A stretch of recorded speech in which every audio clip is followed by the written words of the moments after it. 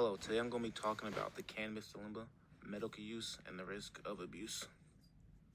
Over the past few years, cannabis has gained its recommendation for good medical benefits. On the left side, we have medical marijuana, otherwise known as CBD. CBD is non-impairing, meaning it doesn't cause a high. And the reason why doctors recommend this for many of their patients is because it's good for managing pain, anxiety, and also good for reducing inflammation. And now, on the right side, we have your everyday chronic user overusing and misusing marijuana. There are many consequences to misuse of marijuana. Over the next few slides, we'll get deeper into that.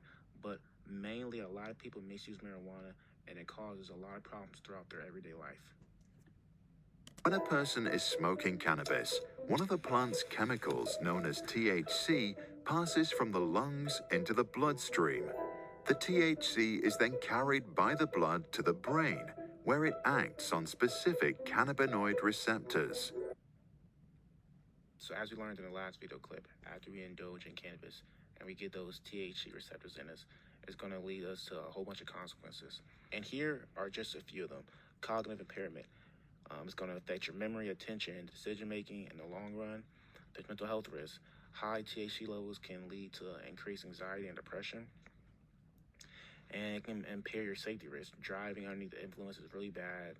It's going to reduce your reaction time. And it's going to increase the amount of accidents that you're going to be able to get into. Responsible cannabis use, maximizing benefits, minimizing risk. Medical supervision is key.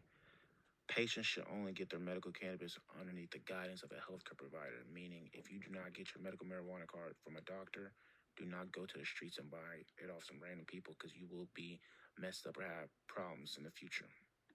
Lower the risk. Using CBD instead of THC is way better because you don't get those THC receptors leading you to all those bad impairments. With CBD, like I said earlier, you don't get high from it. You just gain the benefits and rewards that cannabis has to offer. Practicing public policies and regulation. Legal limits on purchasing, so you can only purchase a small amount at a time, and driving under influence should be not even in the question at all.